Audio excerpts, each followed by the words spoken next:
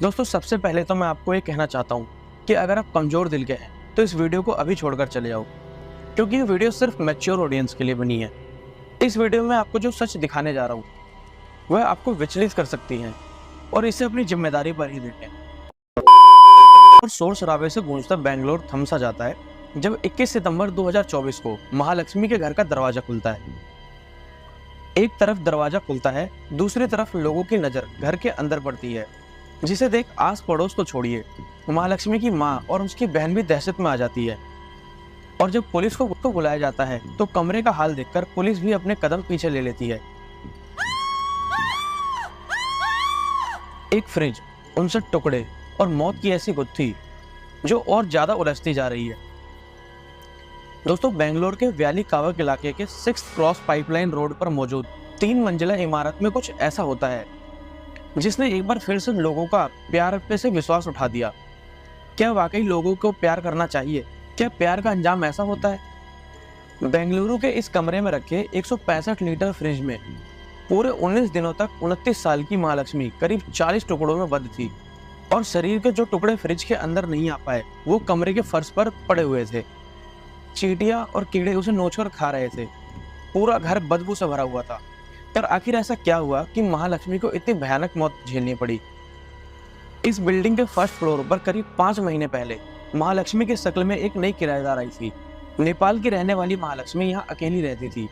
पड़ोसी भी उसे कुछ खास नहीं जानते थे, क्योंकि वो हर रोज सुबह 9:30 बजे काम पर निकल जाती थी और करीब रात को 11 बजे ही घर वापस आती थी। महालक्ष्मी की माँ और उसकी बहन भी इसी शहर में रहते थे, इसलिए उनका भी घर पर आना जाना लगा रहता था।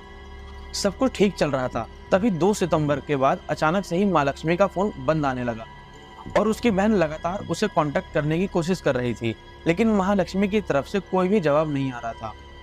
हालांकि पहले भी महालक्ष्मी जब अपने घर वालों से रूठ जाती थी या किसी बात से परेशान रहती थी तो वो कई हफ्तों तक उनसे बात नहीं करती थी। इसलिए उन्होंने सोचा कि शायद इस बार भी महालक्ष्मी किसी बात को लेकर परेशान होगी और किसी से बात नहीं करना चाहती। इसी बीच 20 सितंबर को कुछ पड़ोसी बिल्डिंग के मालिक को शिकायत करते हैं कि बंद पड़े महालक्ष्मी के घर के अंदर से अजीब सी बदबू आ रही है। मकान मालिक को भी लगा कि कुछ तो गड़बड़ है, इसलिए उसने फटाफट रेंट एग्रीमेंट निकाला और इमरजेंसी कॉन्टैक्ट पर लिखे महालक्ष्मी की मां का नंबर डायल किया और उन्हें बताया कि कैसे उनकी बेटी के घर से गंदी सी बदबू आ रही है। ये बात सुनकर महालक्ष्मी की मां के पैरों तले जमीन खिसक गई। पिछले 19 दिनों से उन्होंने जिस बेटी की आवाज तक नहीं सुनी थी, आज उसी के घर से आ रही इस खबर को सुनकर उनके हाथ पैर कांपने लगते हैं। दूसरी बेटी अपनी मां को संभालती है और मकान मालिक से कहती है कि वो लोग मकान की चाबी लेकर बस वहां तुरंत पहुंच रहे हैं। दोनों मां और बेटी हड़बड़ाती हुई महालक्ष्मी के घर पहुंचती हैं। मकान मालिक और पड़ोसियों की मौजूदगी में घर का दरवाजा खोला जाता है। जैसे ही दरवाजा खुलता है, अंदर से तेज बदबू आती है कि तभी सभी लोग अपने कदम पीछे हटा लेते हैं। किसी का भी अंदर जाने की हिम्मत नहीं हो रही थी, लेकिन माँ का दिल तो माँ का होता है। वो हिम्मत करके दरवाजे के अंदर जाती है। उसके पीछे पीछे मकान मालिक और बाकी पड़ोसी भी घर के अंदर कदम रखते हैं और फिर उन लोगों ने जो मंजर देखा उसे शायद कभी नहीं भूल पाएंगे। फर्श पर हर तरफ खून के निशान थे। मांस के छोटे छोटे टुकड़े जमीन पर पड़े हुए थे और खून की एक सूखी हुई लकीर कमरे में रखे फ्रिज तक जा रही थी। वो हिम्मत करके फ्रिज के पास जाते हैं और जैसे ही उन्होंने फ्रिज का दरवाजा खोला, महालक्ष्मी की मां की चीख निकल जाती है।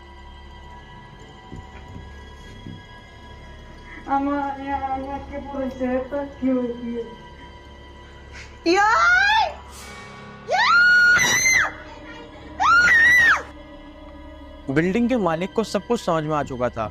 वह तुरंत सभी लोगों को घर से बाहर जाने के लिए कहता है और पुलिस को फोन लगा देता है। अचानक घटना की खबर मिलते ही आनन फानन में पुलिस भी पहुंचती है। अब पुलिस कमरे के अंदर जाती है, लेकिन बदबू इतनी तेज थी कि उनसे सांस भी नहीं ली जा रही थी। पुलिस की पूरी टीम बाहर निकल आती है। फिर डबल मास्क मंगवाया जाता है, जिसे पहनकर पुलिस महालक्ष्मी के घर के अंदर कदम रखती है। फ्रिज का दरवाजा खुला हुआ था और उसमें मौजूद सब कुछ बिल्कुल साफ साफ दिख रहा था। ऊपरी खाने में 2 इंसानी पैर रखे थे, बीच के खाने में इंसानी जिस्म के अलग अलग टुकड़े मौजूद थे और सबसे नीचे था एक सर, महालक्ष्मी का सर। अब फ्रिज के बाहर पुलिस की नज़र कमरे के फर्श पर पड़ती है। नज़ारा देखकर पुलिस वाले भी सहम जाते हैं। जमे हुए खून के साथ साथ मांस के छोटे छोटे टुकड़े चारों तरफ फैले हुए थे। पुलिस को कुछ भी समझ में नहीं आता और वो forensic science laboratory and scene का क्राइम ऑफिसर्स यानी सोको को बुलाते हैं। दिन रात खून खराबा देखने वाले सोको की टीम के भी पसीने छूट जाते हैं जब वो कमरे का हाल देखते हैं।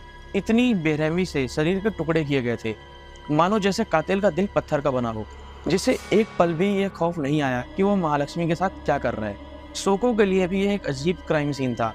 ऐसे क्राइम सीन से सबूतों को बटोरना काफी ज्यादा मुश्किल होता है। लिहाजा सोको की टीम ने बोरिंग अस्पताल के मुर्दा घर के स्टाफ को बुलाया। मुर्दा घर के स्टाफ के पहुंचने के बाद फ्रिज से लेकर फर्श तक बिखरे लाश के टुकड़ों को समेटा गया और फिर सभी टुकड़ों को मुर्दा घर भेजा गया। लाश के टुकड़ों को समेटने के बाद पुलिस कमरे की तलाशी लेती है, जिस दौरान महालक्ष्मी के बेड पर रखा उसका फोन मिलता है। पुलिस मोबाइल फोन की जांच करती है। ये फोन महालक्ष्मी का ही था जो स्विच ऑफ पड़ा था। पुलिस ने फोन खोला और कॉल रिकॉर्ड्स चेक करना शुरू कर दिया, जिससे पता चला कि फोन से आखिरी कॉल 2 सितंबर को किया गया था, जिसके बाद ना ही कोई फोन आया और ना ही कोई फोन गया। पुलिस को यह साफ हो गया था कि महालक्ष्मी का कत्ल 2 या 3 सितंबर के बीच हुआ है। अब पुलिस के लिए सबसे बड़ी चुनौती थी कातिल को ढूंढना। एक ऐसा कातिल जिसने बेरहमी की सारे हदें पार कर दी थी, जिसने एक इंसान को जानवर से भी बदतर मौत दी। पुलिस अपनी तहकीकात शुरू करती है। जिस हिसाब से लाश के टुकड़े किए गए थे, उसे देखकर यह साफ हो गया था कि कत्ल जल्दबाजी में नहीं किया गया है। और पुलिस को यह भी पता चलता है कि 2 सितंबर यानी जिस दिन महालक्ष्मी गायब हुई थी, तब से महालक्ष्मी के घर पर ना तो कोई आया और ना ही गया। यहाँ तक कि पड़ोसी ने भी घर से आने वाली ऐसी कोई आवाज नहीं सुनी जिससे उन्हें शक हो।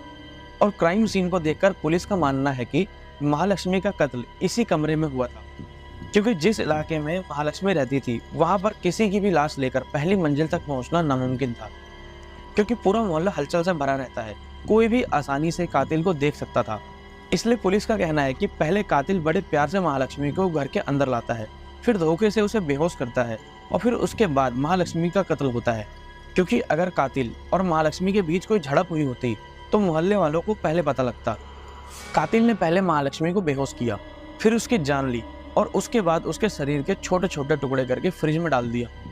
ये सब कुछ कातिल ने बड़ी तसल्ली से किया। हो सकता है कि वो रात भर महालक्ष्मी के घर पर ही रुका हो। हालांकि हैरानी की बात यह है कि किसी ने भी उसे जाते हुए नहीं देखा। अब पुलिस ने हर तरह से अपनी जांच शुरू कर दी। एक तरफ उस बिल्डिंग के आसपास की तमाम सीसीटीवी फुटेज को निकाला जाता है, वहीं दूसरी तरफ पुलिस महालक्ष्मी की मां और उसकी बहन से पूछताछ करती है। पूछताछ में पता लगता है कि 2019 तक इनका पूरा परिवार नेपाल में ही रहता था और नेपाल में ही महालक्ष्मी की हिमंत दास नाम के एक नेपाली लड़के से शादी हुई थी। इस शादी से दोनों बहुत खुश थे और सातों जन्मों का साथ निभाने का इरादा बना चुके थे। तभी महालक्ष्मी ने हिमंत से कहा कि क्यों ना हम एक बेहतर जिंदगी जीने के लिए बेंगलुरु चलें, वहाँ अच्छा रोजगार भी मिलेगा और हमारी आने वाली जिंदगी भी संवर जाएगी। आंखों में बेहतर भविष्य का सपना लेकर हेमंत और महालक्ष्मी बेंगलुरु आते हैं। हेमंत को एक मोबाइल शॉप पर काम मिल गया था, वहीं महालक्ष्मी को एक नामचीन मॉल में ब्यूटी शॉप में एक सेल्स वुमेन के तौर पर नौकरी मिल गई थी। दोनों पति पत्नी बेंगलुरु के ही नीला मंगला इलाके में रहते थे। बाद में दोनों की एक बेटी हुई। 2023 तक दोनों हंसी खुशी अपनी बच्ची के साथ रह रहे थे, लेकिन फिर कुछ ऐसा होता है कि दोनों के रास्ते अलग हो जाते हैं। बेटी अपने पिता हेमंत के पास ही रहती थी, जबकि महालक्ष्मी ने घर छोड़ दिया। वो कुछ समय के लिए अपनी माँ के पास रहने चली गई और उसके बाद करीब 5 महीने पहले वैली कावल इलाके में एक किराए का मकान ले लेती है और वहाँ अकेले रहना शुरू कर देती है। हर महीने या फिर हर 15 महीने में बस वो एक बार अपनी बेटी से मिलने के लिए हेमंत के घर जाती थी। इसके अलावा हेमंत से महालक्ष्मी ने अपना सारा नाता तोड़ लिया था। उन दोनों ने तलाक तो नहीं लिया था, लेकिन अब उनके बीच पति पत्नी जैसा कोई संबंध नहीं था और उन दोनों के बीच इस दूरी की वजह थी एक लव ट्रायंगल। जी हाँ, हेमंत को शक था कि उत्तराखंड के रहने वाले अशरफ और महालक्ष्मी के बीच अफेयर चल रहा है। इसी बात को लेकर दोनों पति पत्नी में अक्सर लड़ाई हुआ करती थी और अंत में करीब 9 महीने पहले दोनों ने अपने रास्ते अलग कर लिए।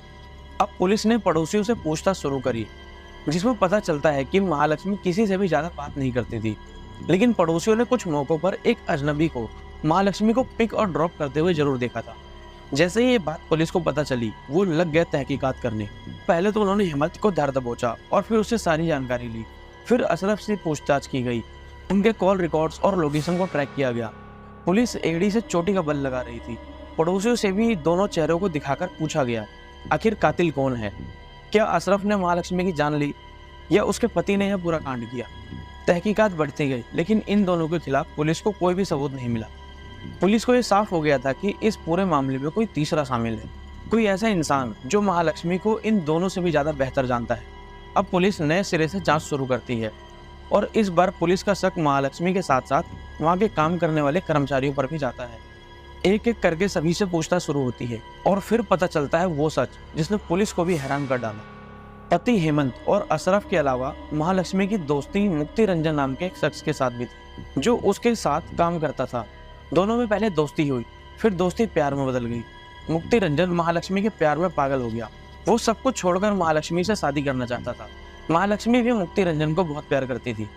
वह रोज महालक्ष्मी को घर छोड़ने जाता था और कभी कभी सुबह ऑफिस जाने के लिए उसके घर पहुंच जाता था। लेकिन न जाने अचानक इन दोनों के बीच ऐसा क्या हुआ कि मुक्ति रंजन ने महालक्ष्मी की जान ले ली, और वो भी इतनी बेरहमी से जिसे सुनकर हर किसी की रूह कांप जाए।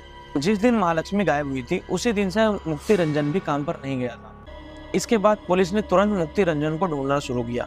पुलिस को पता था कि एक बार अगर मुक्ति रंजन मिल जाए तो सारी गुत्थी सुलझ जाएगी, मौत की वजह पता चल जाएगी। लेकिन महालक्ष्मी की मौत के 23 दिन बाद यानी 25 सितंबर को ये खबर मिलती है कि उड़ीसा के भद्रक में मुक्ति रंजन ने फांसी लगाकर आत्महत्या कर ली। उसका शव एक पेड़ से लटका हुआ मिला। महालक्ष्मी का कातिल अब नहीं रहा। मुक्ति रंजन की मौत ने इस मामले को और भी ज्यादा गंभीर कर दिया है। अब हो सकता है कि इस पूरे हत्याकांड के पीछे किसी तीसरे का हाथ हो, जिसने पहले महालक्ष्मी की जान ली और फिर मुक्ति रंजन को भी मारकर लटका दिया। लेकिन दोस्तों, इस पूरे केस में एक चीज तो साफ होती है कि प्यार अगर सच्चा हो तो इंसान को देवता बना देती है, लेकिन अगर वही प्यार बुरा हो जाए तो इंसान दानव की शक्ल ले लेता है। इस पूरे केस में इन तीनों के अलावा हो सकता है कोई चौथा भी हो। अभी तक पुलिस की तहकीकात यहीं तक है जितना मैंने आपको बताया। इस वीडियो को शेयर कीजिए जिन्हें इस केस के बारे में अभी तक कुछ भी पता नहीं है, उन दोस्तों के पास जिसके साथ आप नहीं चाहते कि कभी ऐसा हो। इन वीडियोस से हमारी कोशिश ये है समाज में जागरूकता फैले। बाकी इस केस में आगे क्या अपडेट आता है इसे जानने के लिए हमारे चैनल को सब्सक्राइब जरूर कर लें, बेल आइकन जरूर ऑन करें और वीडियो को लाइक जरूर करें। बाकी आप और क्या सोचते हैं इस केस के बारे में हमें नीचे कमेंट करके अपनी राय जरूर बता सकते हैं।